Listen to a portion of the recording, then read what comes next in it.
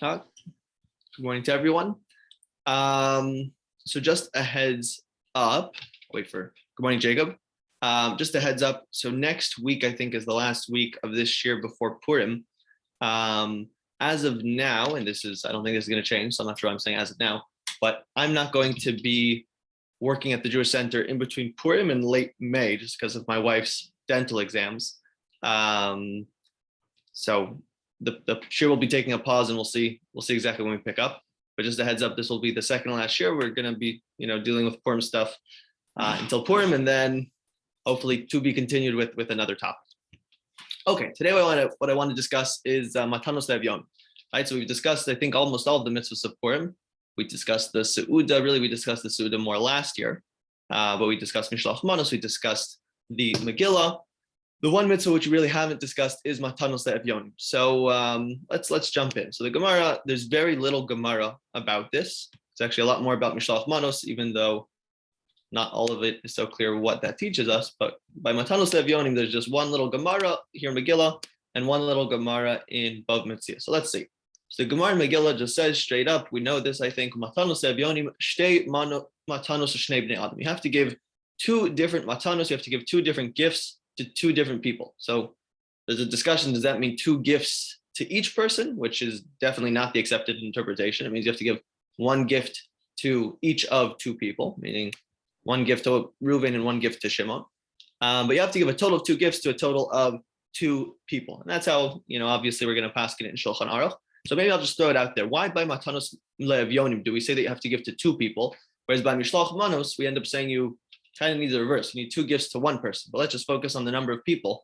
Why would it be that by Matanos Le'Evyonim you're supposed to give to two people, but by Mishlach Manos you're supposed to give to just one? Any thoughts? Well, Matanos Le'Evyonim, it's also like stucca. It's as much. You could say it has more value. Like Mishloach Manos, it's a nice thing. You get. It's a nice thing, but Matanos Le'Evyonim is a needed thing. It has more value. Yeah. Okay. I would have said probably the exact same thing. If anyone else has a different formulation, we'll, accepting other answers also. Jacob unmuted and then muted. Not sure if you tried to do that. Xeros Akasu. Okay. So I guess then the question is why back then did they decide to make it that way? Meaning whenever it was decided to make the mitzvah, why did they describe it that way? Dr. Griffiths, you're muted also.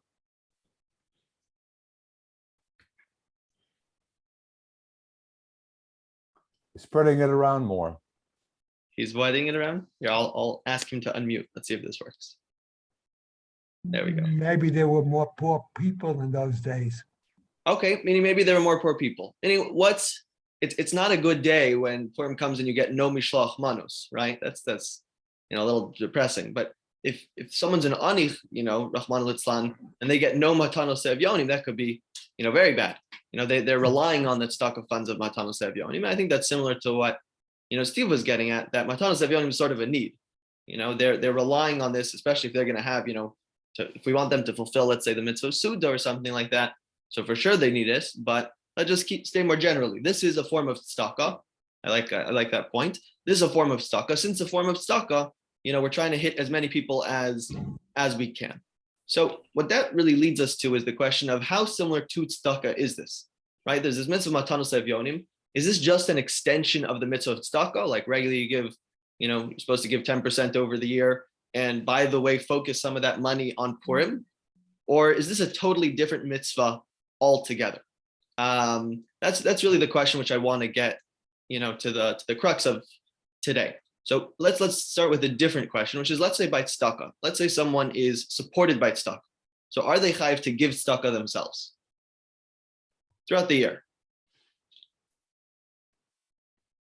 So whatever you answer will be partially correct. The way we paskin is that they don't need to give 10%. If someone's really mispranising that tzedakah, they don't need to give 10%. They do need to give something to fulfill the mitzvah of tzedakah, but they're forgiven basically from the 10% thing. So if you look at the Shulchan Aruch in Yoredea, this is source 2. It says Parnassus atzmo kodemes l'chol adam.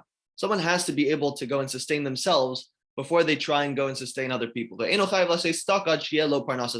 Until someone actually has the ability to sustain themselves, they have, some sort of income, they shouldn't be, there's no point in me giving my money away just to then need to ask more from the community. That's not accomplishing anything. So such a person is still supposed to give, I think the rule is a pruta. They're supposed to give, let's say a total of 20 cents, give a quarter. By the end of the year, that's important that you should fulfill the mitzvah of tzedakah once, throughout the year, but they don't need to give the normal 10%. So the question is the same thing true by matanos le'evyonim, right? If I have matanos le'evyonim, and I myself need to be the recipient of matanos le'evyonim, do I have to give matanos le'evyonim? So if you're going to say it's an extension of tzedakah, so absolutely not. Why should such a person be chayav? They already gave a quarter before, and now you want them to give 2 gifts to 2 different people. How can you expect them to do that? So there's the Pri Chadash is one of the one gift. You say one gift. You No, give a compromise. You said one gift previously to 2 different people. Right. Sorry, it's a very confusing language. Matanos le'evyonim. Right. What's the language? It's matanos is plural and evyonim is plural. So the literal translation is 2 gifts to 2 people, but it means 1 gift to 2 people, So I think in English, probably 1 gift to 2 people makes more sense. That's the correct way of saying it. 1 gift to 2 people. So does he need to give anything at all though for matanos le'evyonim? So the Pri Chadash. I would just also say there's just a little diak also in the language. It doesn't say tzedakah la'aniyim, it says matanos la'evyonim. So it's kind of like it already tells you that it's something a little different than tzedakah, because it would have just said tzedakah la'aniyim or tzedakah le'evyonim, wouldn't it? Point well taken. Right now, tzedakah, does the word tzedakah come up in the Chumash? Meaning, how do you call tzedakah in the Chumash?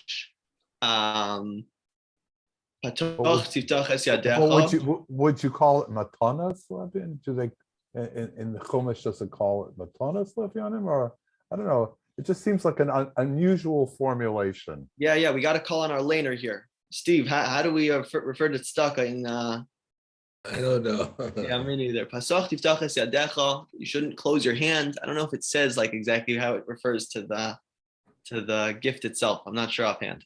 Tzedakah tiyel or something or whatever. Could be. Okay, we're gonna make it a research project. Jacob, you're on it. Good. So the Pri Chadash is one of the commentaries on the Shulchan Aruch.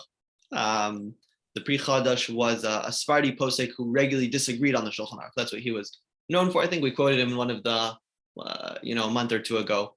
But Rav Lichtenstein said he never heard a bad svara from the Pri Chadash, meaning he never says, once in a while, just in about every single sefer, you'll find something which will make your eyebrows raise a little bit. As my Rebbe Rav Shechter says, how does he say it? He says that every single person has their mishugas, but the meshugana is the one who gathers all the mishugasim together and says, that's my lifestyle, So everyone's got their own little funny things. Rav Lichtenstein said he never saw one of those in the Pri Chadash. So the Pri Chadash gets a lot of clout. His books were banned because he disagreed so often with the Shulchan Aruch, and he was a Sephardi, so the Sephardim didn't like that. Shulchan Aruch was the Sephardi posek, basically. So his books were banned, and then at some point people kept reading them, and they're like, actually, this stuff is really, really good. So maybe we should take it out of the ban. And now it's printed in the back of every Shulchan Aruch, just about. So the Pri Chadash says, here in source 3, he says, Yesh mishakasav. There's someone who says, Sha'ani hamisparnes min hatzdaka, that if someone, again, this is a poor person who himself needs tzedakah, shechayev gam hu b'matanos le'evyonim, that he himself is required to give matanos le'evyonim. Be'ein lazetam, but it says the Pri Chadash, that makes absolutely no sense. El mistabra v'adai diptiri. It makes a lot more sense, just misfara, that the person should be pater. We shouldn't have any reason to say that such a person is chayav. Now, who was the Yesh Mishakasav, right? Who's he quoting? So he's quoting the Bach. In source 4, the Bach says, Bach's commentary on the Tur. He first is quoting the Tur who says, Chayav Kol Adam, whatever the Tur says. And the Bach understands, Kilomar Kol Adam, the language of the Tur, which says Kol Adam. So the Bach says that means, Afilu Ani HaMekabel Tzedakah. Chayav Laseis Mimasha Nasnu Lo L'Shar Evyonim B'Purim. So he has to give that which he receives, basically. He's going to be getting Matanos Evyonim, and he should give some of that to the other Anim. Why? It's not like other tzedakah, right? This is exactly what we're trying to figure out. The Bach says, no, this is its own separate mitzvah. Dehechsher mitzvahs Purim kenhu. I don't know exactly why he uses this language, but the way everyone understands these words, hechsher mitzvahs Purim, he means this is a special mitzvah on Purim. It's independent from the mitzvah of tzedakah. We can't just start applying the rules of tzedakah to say now you're going to be pater because you're pater from tzedakah. But the mitzvah of Purim is kenhu laseis matanos le'evyonim. Uchedin arba kosas bepesach. And then he compares it to, other mitzvahs like arba kosas bepesach, that even a poor person has to go and, buy arba kosas in order to fulfill that mitzvah, because this has nothing to do with tzedakah. It's like its own separate mitzvah. The ani has to go and do it himself. Okay, so that's what the Bach says. Others take, each side of this equation on the ani case. So the question is there any proof to either approach, right? Is there any way we can prove, is this just an extension of tzedakah like the Pri Chadash, or is it its own independent mitzvah, nothing to do with tzedakah? And we'll see that there's going to be quite a few nafkaminos. So like I said, there's basically only two Gemaras that I'm aware of with which really talk about Matanos Evyonim in any, detailed sense. There's the one we just saw. And there's another Gemara, the Gemara in Bav Metzia. And again, this is also like a 2-line Gemara over here, but there's a lot to be gained by looking at it. So the Gemara in Bav Metzia says, source 5, Disanya. Migbas, I saw different ways of people pronouncing this word. I don't know if it's Migbas or Mageves, but the collection. So we'll call it Migbas, even though that doesn't sound like it could possibly be proper Hebrew. But Migbas Purim, the collections on Purim. So, you collected stuff for Matanos Evyonim on Purim. LePurim, it has to go to Purim causes. So what does that mean? So Rashi, source 6 over here, explains that we have monies which were collected specifically to go to the aniyim for the Seudas Purim. So lepurim, it's kula yitnu la'aniyim de Purim. You have to specifically give it to aniyim on Purim, or with respect to Purim. Okay, and then migbas ha'ir lo sa'ir, that part's not really important for us. And then the last line over here, ve'ein medaktikin bedavar. So the Gemara Bava Metzia ends with a very vague phrase. We aren't medaktik. We aren't particular about this thing. So, what does that mean? We're not particular about what thing? What does it mean we're not particular? So if you look at Rashi, we have one explanation. Rashi says, ve'ein medaktikin, we're not particular. Lomar, dayam bepachos. Nah, they don't need so much. We can just give them a little bit. We collected $10,000. The aniyim really just seem to need $5,000. Let's put the other $5,000 to the general tzedakah, purse, and just designate, we collected $10,000, but we really only need to give $5,000 to the aniyim this Purim. Let's leave the other $5,000 for other tzedakah needs. So you're not allowed to do that. Ein medaktikin, we just say, give it all away. That's how Rashi looks. So does that tell you, either one of the two tzedadim? Does that? So it means that if you have 5,000 left over, you give it to the aniyim also on Purim? Yeah, just give it all. Yeah, they don't need so much, but give it away. Well, it's very clear that they said it's about the Suda of Purim. It's not just you're giving tzedakah so they can have, buy an extra, shirt or an article of clothing, or, give tuition for their kid or whatever.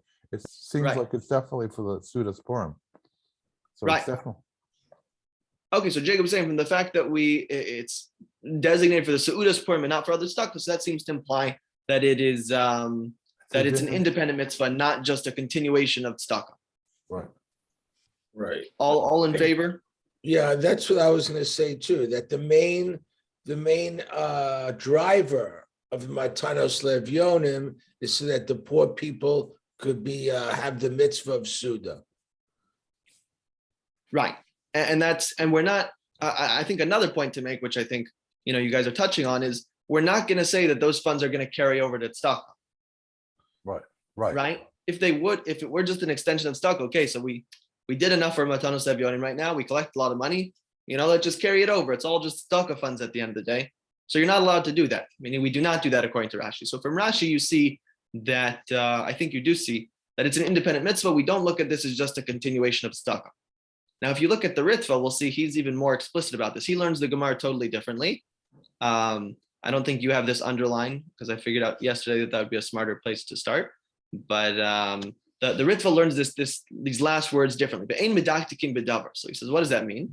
So it means 3 lines from the bottom on source 7, Pirshu Yerushalmi. He has a Yerushalmi, which apparently Rashi didn't have or didn't think was, the explanation of the Bavli. Shekol haposhet yado litol yitnu lo. Anytime someone comes to you and they say, hey, I'm an ani, please give me, so you should give to them. Lomar shenosnin lechol adam ve'in medaktikim hu ani v'rai litein lo. Right, we all know that feeling when we walk by to the kosel and you get, 10 different people who are asking for tzedakah, and you wonder, I've seen you the last 6 years over here. So, how desperate is the same thing which you claim is very desperate and needed next week?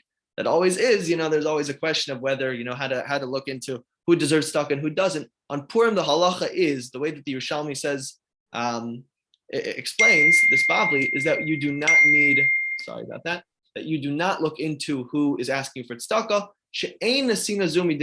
He's explicit. The reason you give money on the Matanos Yonim on Purim is not midin tzedakah greita, right? If it were due to tzedakah, so we'll have to discuss why that would be different. Al midin simcha. The reason we give Matanos Yonim is to create a sense of simcha. This is a very interesting line, because even when someone's rich, what do? We give them mishlach manos. The way the Ritva seems to look at it is that Matanos Yonim and Mishlach Manos are kind of like two sides of the same coin. We give Mishlach Manos to our more well-to-do friends, and we give Matanos Yonim that which is more needed for the, if someone's poor, it changes the halach a little bit, but it's all part of this same picture of creating a sense of simcha. So what's he saying? He's saying a very interesting idea. He's saying, let's say this person who's asking for money really has $1 million, and they say, you know what, I'm really poor, I need Matanos Yonim. So if you give them the money, it sounds like he's saying you're going to fulfill your mitzvah. Either not an ani, they're not an evyon, but they told you they're an evyon. And at the end of the day, the goal is to create a sense of simcha. The person clearly is going to be pretty happy by getting the money, or he wouldn't be asking you for money. So you fulfill your mitzvah of matanos evyonim, even if the person isn't actually poor. It's like a really interesting idea.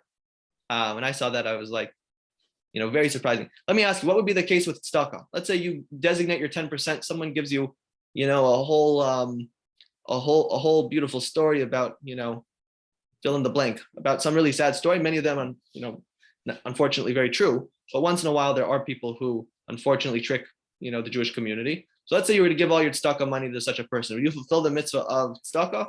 They really have $1 million in the bank. I think you fulfill your mitzvah.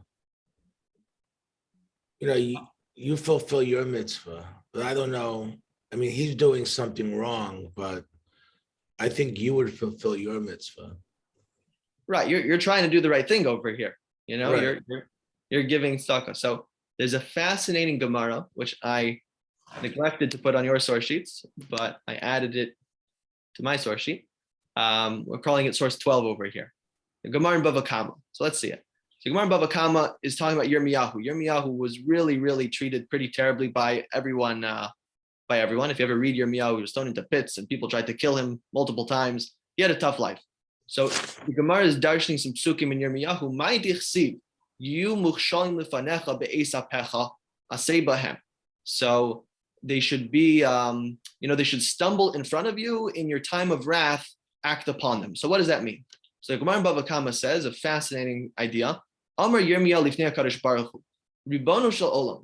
Right? He says to HaKadosh Baruch Hu, Ribono shel Olam, afilu b'shah she'oshin tzedakah. Even when they're trying to do tzedakah, hichshilam b'vnei adam she'ena mehuganim.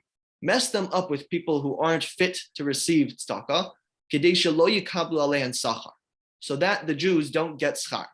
Very strange statement from a Navi. This is Yirmiyahu a Navi over here, but he was in a pretty bad place, clearly. And he davened that the Jews, when they give tzedakah, they should get messed up and basically be giving it to people who don't deserve tzedakah, who trick them. And the wild thing is, it says, Kedei shelo yu mekablin sachar bifneim, that they shouldn't get schar for it. It sounds like if you give tzedakah to someone you think is worthy of tzedakah, but actually isn't, so you don't get the schar for the mitzvah of tzedakah, which is, that's tough to swallow. But the idea, as explained by Rabbi Yosef Engel and others, is that when it comes to mitzvahs bein adam lechavero in general, so all we care about is the outcome. If someone needs something, what matters is did they get it, right? So there's other Gemaras which also support that in the reverse. Let's say a coin falls out of your pocket and an ani gets it. So the Gemara says you get a bracha, you're going to get schar for the fact that a coin fell out of your pocket and an ani gets it. So I don't understand. I didn't do anything. I'm not trying to do any mitzvahs over here. I might be the most miserly guy in the whole world who never gives tzedakah, but something fell out of my pocket. Now I'm going to get schar for it. So it says Rabbi Yosef Engel, when it comes to mitzvahs bein adam lechavero, all we care about is the outcome. Maybe not all. I'm assuming Hashem gives you some reward for, your intent over here also. But the main thing we care about is the outcome. Did this person who needs something get what they need or not? And so by tzedakah, if the person doesn't get money, or you give tzedakah to someone who doesn't need money, so you're not going to get the schar of the mitzvah of tzedakah. And in reverse, even if you didn't try to do it, if you end up helping someone out, so then you do get schar for that. So it's a very fascinating idea. What we're saying by matanos evyonim is not that way, right? The Ritva is saying even if he is someone who is wealthy, you will get schar, because the idea of matanos evyonim is a bigger picture than just tzedakah. Tzedakah is specifically to go to aniyim. Matanos evyonim, the goal is to create simcha, and as long as you think the person is an ani, that's good enough, right? Fascinating. According to some of the sources, it seems that the matanos evyonim specifically for the seuda, which would limit it to someone Jewish, but the Ritva also says shekol poshet yado litol yitain lo, that it sounds like it could be to anybody, whether it's Jewish or it's not Jewish. Right. So I think I might have skipped that out. I don't remember if I left that in the source. He actually says you also give to Nachrim as well, not just to someone who is Jewish. But he has with the caveat there that if you know the person isn't Jewish, you're not going to fulfill your mitzvah. Meaning, he thinks that part of this halacha is you should give to everyone, but you're still only going to go and fulfill your mitzvah if it goes to the mitzvahs between Jew and Jew. But yeah, it does seem to be expansive. So he's saying the definition of matanos evyonim, the mitzvah, is redefined. This is a kula basically, that it even works to a rich person as long as they pretend they're an evyon.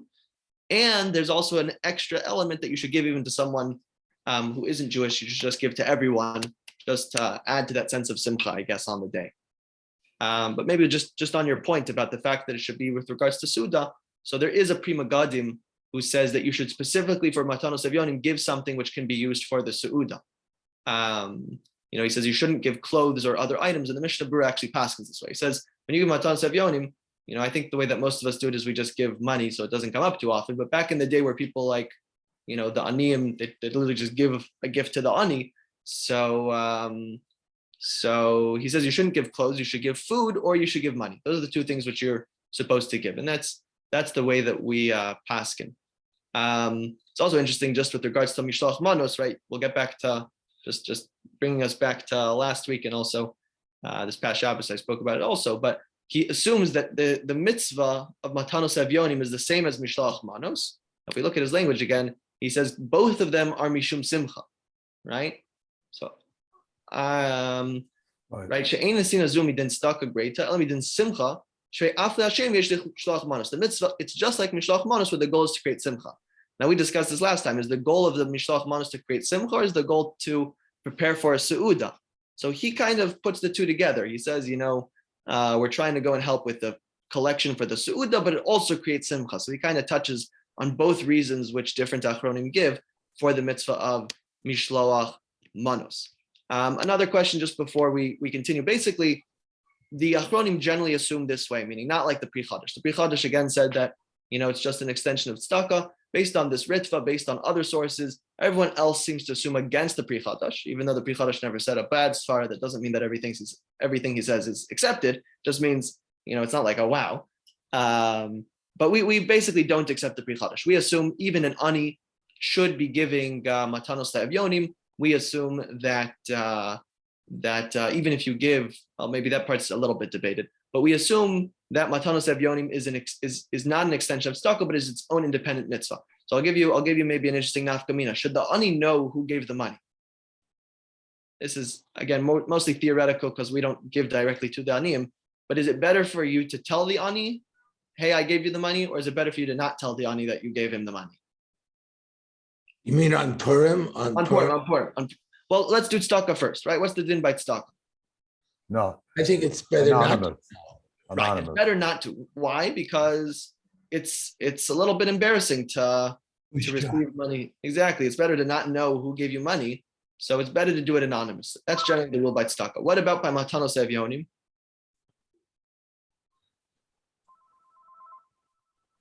I don't know, you'd have to analyze like which gives you more simcha, to know or not to know. Yeah. Do you want to know who gave it to you, or do you not want to know? Exactly. So I'm not convinced that the answer is you should tell him. There is one very big achron who thought you should tell him, Rav Yosef Engel. He thought, no, this has nothing to do with tzedakah. So if it were tzedakah, so the rules of tzedakah say don't tell him. But if my goal is to create a sense of simcha, so maybe part of the sense of simcha is, it's a little bit strange because if it's embarrassing, then how much simcha does it create? But part of the simcha might be to recognize who's the giver and who's the one who's giving me money. Maybe that gives me some sort of simcha. I don't think we do this. I'm not recommending you do this, but at least, in logically, it's an interesting idea that maybe you could differentiate between tzedakah and the mitzvah matanos evyonim based on the goal over here. My guess is that the ani would prefer much more to not know who's giving to them, and that would create more simcha for them. But I'm not sure. I have a question. See, it's kind of interesting because like mishloach manos, it's manos. Like you would say that's connected to the Suda, right? You're giving over food, right? You're giving over food.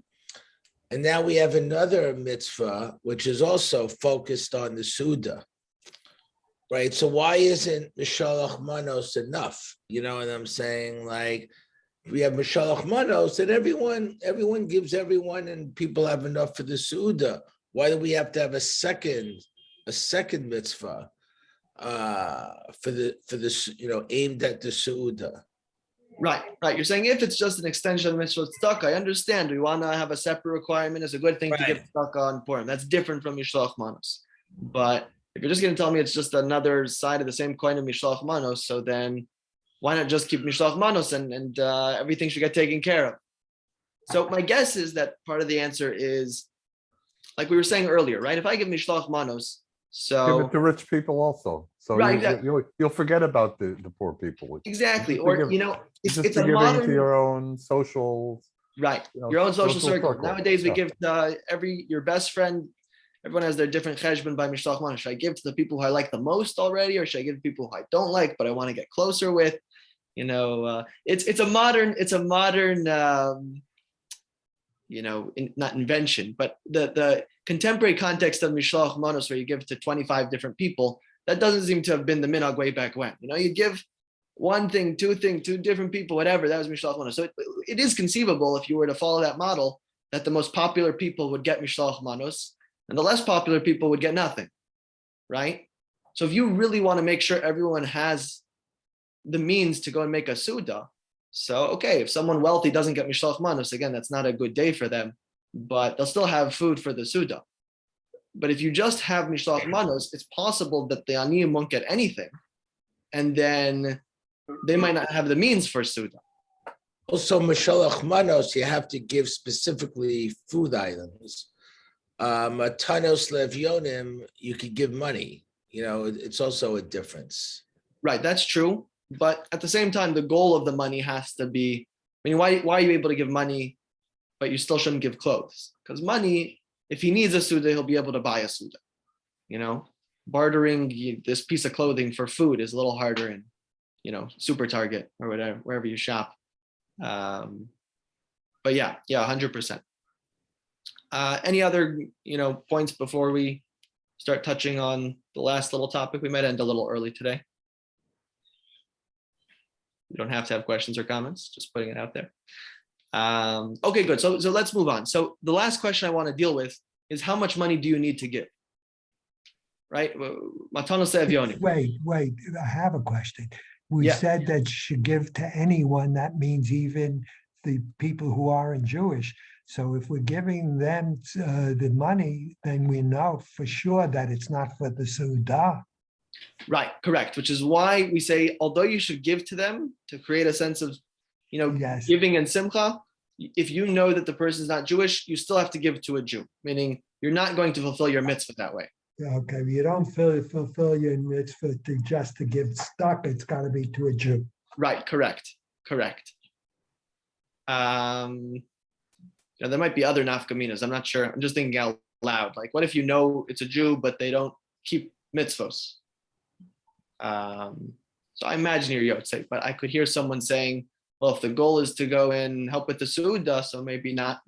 I don't think people say that, but maybe you could entertain such a thing. I'm again not passing here. We're just talking in generalities. Yeah, exactly. Generalities, theoreticals. Fine. So how much money do you have to give, right? So by Mishloach Manos, we saw an opinion of the Ritva that you should give based on your means, right? If you're trying to create simcha, you should give, as much as you're able to give. If you're the Yehuda Nesiah, so Yehuda Nesiah or Yehuda Nesiah has to give a whole cow. That's right. If he's giving less than a whole cow, so that's not sufficient. What about my Talmud Yoni? How much do I have to give? How much do people give? I honestly, like, you don't have to tell me how much you give, but like ballpark, like you give to 3 different stuckas. I don't even know what the minhag is on this one. I end up giving like to a few different places, like a few different collectors who then give it some to Yerushalayim, some to New York Aniyim. But Yerushalayim a problem? What'd you say, Rabbi Schwartz? Is Yerushalayim, giving to Yerushalayim a problem? Because it's the wrong day. Good. So I had learned about that. It looks like I took off those notes for this year, but that's a discussion. So most Achronim seem to say the question is, if I give Matanos Yonim to people in Yerushalayim, have I fulfilled my mitzvah? Right, Rabbi Schwartz was speaking about that. Rabbi Schwartz, you brought that up, or someone else brought that up with regards to Mishloach Manos. So why? Because it's not your day of observing. In Yerushalayim, I'm a Tel Aviv Yid.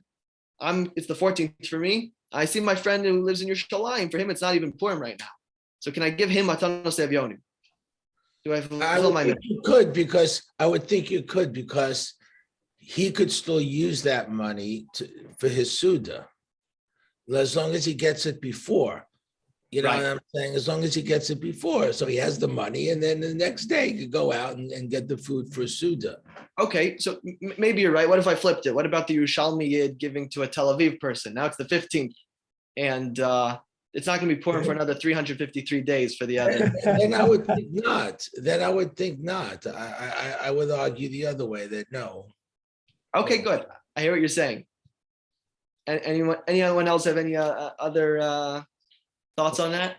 The mitzvah is supposed to be, even though it's supposed to be on the day, even though you may not be able to use it for the student. So it has to be. Right. So I think what I saw Rabbi Eliashiv, the Chazon Ish, and a couple others.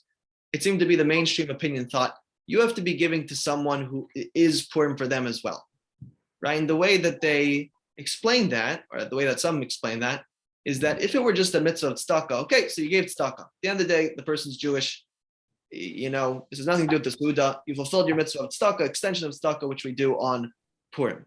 But if the mitzvah is Matanos Yonim, there's a special mitzvah on Purim to give to Anim on Purim. So it could be that it means that the Ani needs to be Purim for the Ani as well. And for that reason, they said definitely, or they said misafek. They weren't sure, but you should be giving to someone who it's currently Purim for them, and it's currently Purim for you. So there's actually in YU, they always collect for Aniyim. And say again?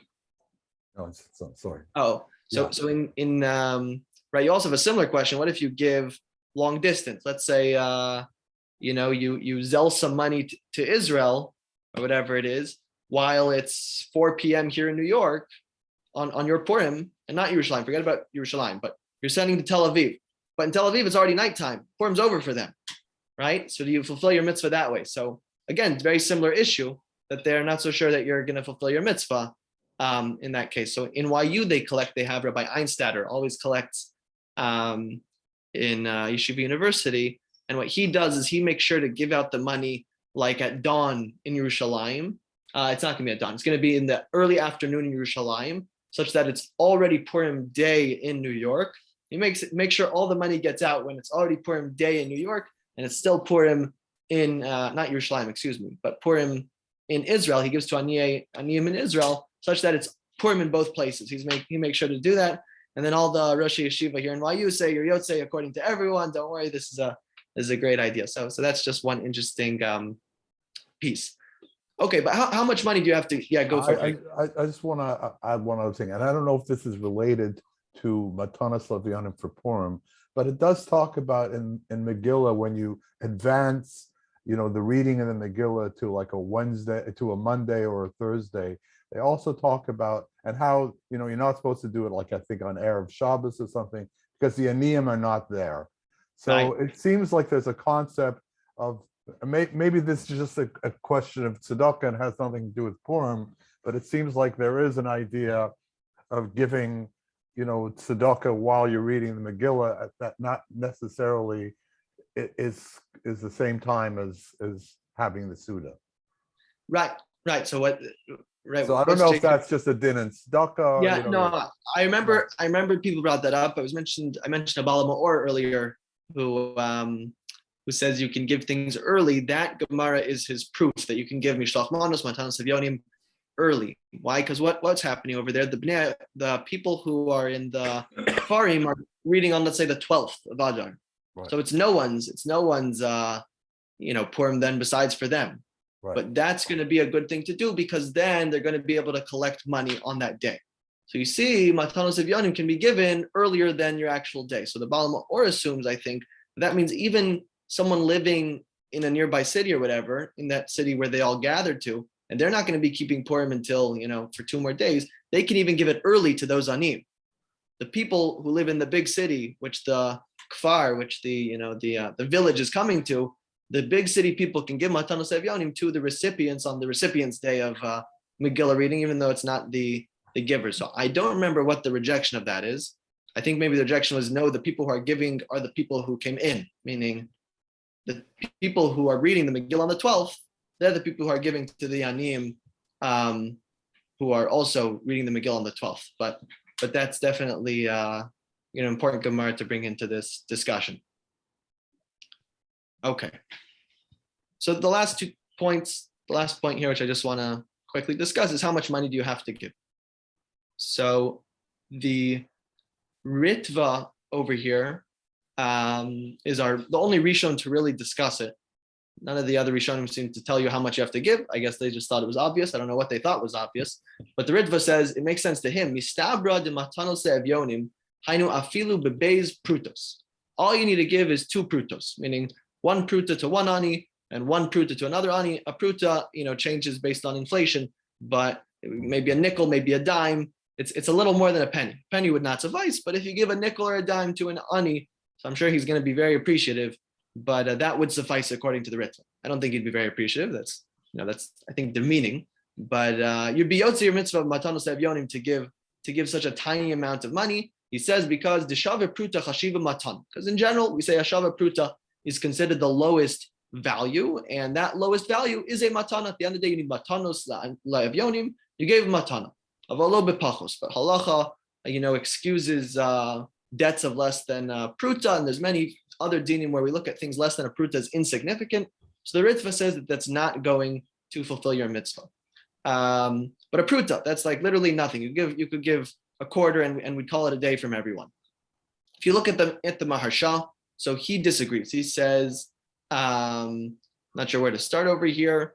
He says, he quotes the whole Gemara we saw last week. Maybe we'll just say outside. What the Maharsha says outside is that you need a shir nesina. It doesn't tell you exactly what this means, but it has to be something chashuv. You have to give something which is like a real gift. It's a matana. If someone gives you a quarter, or they give you a gumball, you don't think of that as a gift. You think of that as, no, thank you. So exactly how much that is, $15, $25. Ask your local Orthodox rabbi. I don't think that exact shiur has been discussed. But at the end of the day, the perspective which we should be having, besides it's true that you might get away with a quarter. And if you look in the Mishnah Berurah, he says, if you give a quarter, really you're yotzei. He says that's not ideal. You should give a matana chashuva. You should give, an amount which the ani would be happy to accept, that they'd be excited by. I don't know what that number is exactly. Again, I've seen, $25, $15, maybe more with inflation since the times of those chuvos, $50. I don't know. We can discuss what the bare minimum is. But the Rambam here has a very important line, which I think is often forgotten when we discuss the mitzvahs of Purim. He says as follows. This is the Rambam in Perek Beis of Megillah. He says, Mutav la'adam laharbos b'matanos savyonim milaharbos b'su'udasa. It's more important, it's good for someone to give more matanos savyonim than to spend a lot of money and time on his se'uda and the mishloach manos. She'ein sham simcha gedola u'mfo'ara ela sameach levanim v'yasomim. There's no greater simcha than to go and make the hearts of the aniyim, the orphans, the widows, and the converts happy. These are the people we should be trying to make happy. Shem sameach lev ha'umlalim ha'elu dome l'shchina. When people make people like this who are downtrodden, they make them happy, then they are like the shchina shne'amar la'chayos ruach shvalim la'chayos lev nidkaim. The same way that Hashem gives chiyus, gives life to people who are in a downtrodden state, so too, that's what we should try and be like HaKadosh Baruch Hu. We should try and uplift those people, and that's what we should do. So when I read that Rambam, it's actually, I think, before last year. So right before last year, I'd read that before past Purim. And so since then, our goal as, I think, which is a nice thing to do, it's not just, our practice, but our practice is that whatever amount of money we designate from Mishloach Manos and our Seudah, so we give that same amount for the Matanos Savyonim. Matanos Savyonim should be the focus of your funds on Purim. I think a lot of people get carried away with Mishloach Manos, as they should. It's a wonderful mitzvah. But at the end of the day, the most important thing to be spending our money on is to go and make the Aniyim happy, to go and give Matanos Savyonim, to go bring about simcha to the people who really need it the most. So that's the story with Matanos Savyonim. Any last thoughts, or I'll wish everyone a great day. It's not considered part of your tzedakah money, though. So good question. So halachically, what's the question? Does that count towards your tzedakah money? So halachically, once you pass the bare minimum, which is either a pruta again, which is like nothing, or let's say $15, $20, any money past that, the Mishnah Berurah says, could count towards your tzedakah money. Okay. If you want it to. You can say anything above the minimum is tzedakah, but you should be, the money you're spending on Purim should be, mostly, or at least half towards Matanos Savyonim. Oh, thank you. Okay, shkayach. Everyone have a great day, great week. Okay, bye-bye.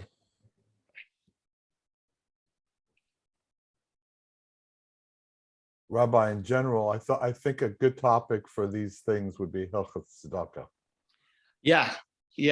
I don't know if I've said that to you before. You have once before. I appreciate that. I still don't know enough about Hilchot Tzedakah. I have to find a sefer. If I can find a sefer which nicely, problem with Sfarim is that many of them just give you the halachos, but I don't find just bare halachos too exciting. You got to learn the sugyas and see how it all connects. So I haven't yet found a good sefer for that. And if I found one, I would, I'd love to learn it. Isn't there a Shulchan Aruch on? No, I'm saying there's a Shulchan Aruch, but the Shulchan Aruch just tells you, okay, here's the halacha and here's the, like, you don't see the sugya and what's behind it and the conceptual stuff behind it.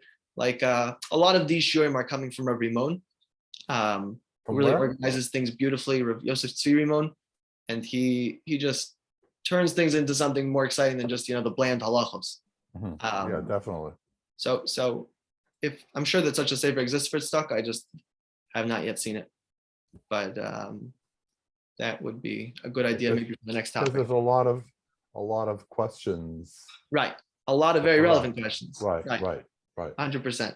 Right. Every day, like you see people in the street. Right. I don't know the answers to those questions, so it'd be good for me to know them too. Right. But, Right. Okay. Okay. Also, I was just thinking. Also, I mean, the Yerushalmi says "Kol haposhet yadar." So does you have to give someone who physically stretches out their hand? I mean, is that? No, they assume someone who stretches out their hand asking for tzedakah, meaning it's not. That's what I mean. But if someone's just lying there, or no, if the guy's drunk and unconscious like this, you don't have to stick a quarter in his hand. Okay. But very good. Have a great day. Have a great day. You too. Bye.